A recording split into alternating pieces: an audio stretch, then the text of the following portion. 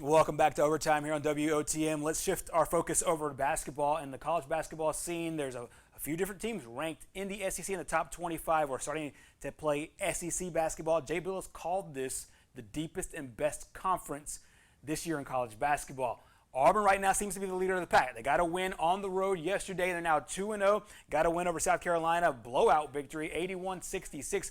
What are some of your takeaways of what we've seen so far from the SEC and, of course, with Auburn? Well, you look at LSU and Kentucky last night. LSU was the only home team to win, and I think they were coming off a loss against Auburn. Now, what Auburn does really well is they have very dominant players. Walker Kessler, to me, is a phenom. Right. I mean, he has such athleticism for a 7'1" guy.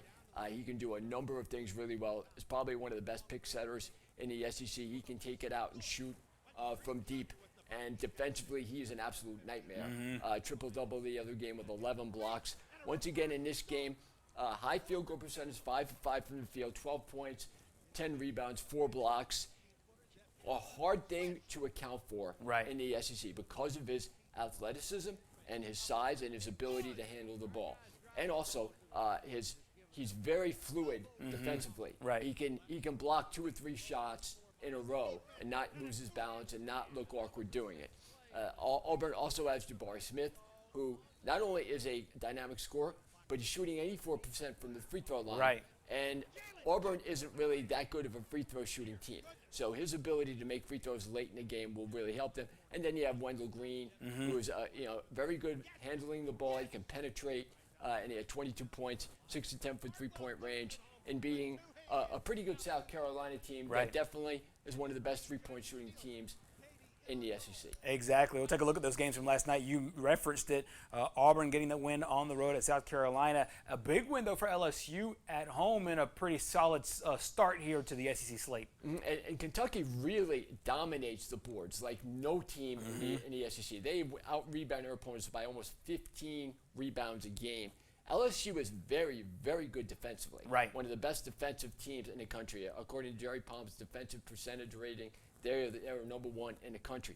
Texas A&M, they're a bit of an unknown. They're not really much is expected of them, and neither is Georgia, but they were able to beat them 81-79. And you have 3 road teams winning last night, including Auburn, Texas A&M, and Vanderbilt. What I love about Vanderbilt is Scottie Pippen Jr. One of the best. He's actually leads the SEC in scoring overall, and he's very athletic, like his dad was. And Vanderbilt can be a factor in that, in the East, because Tennessee is good, South Carolina is good, Florida is good, but there's really no, and then Kentucky used to be the can't miss, but losing to LSU last night, and LSU was a soft 12-0 until they lost to Auburn, and the way they lost to Auburn made me think, maybe they're not as good defensively as they've shown because of the opponents they played. So that's going to be interesting to see. I'm not sold on Kentucky yet because they really can't shoot the ball like they used to. And they don't have the ability to get points as well. They can pound you on the boards, but I don't know if that's going to be enough. Exactly. Meanwhile, going over to the SEC basketball standings going into this week, it's a really interesting slate here. I think this will be a fun keep up the entire season because I think a bunch of teams can get inside, not only in the bubble, and put themselves in the big dance, but I think Auburn fans really have to love their start. 13-1 overall, 2-0 in the conference, first team to get 2 conference wins early on the slate.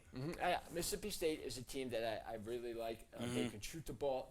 They're very solid defensively. They could be a sleeper in the West. Exactly.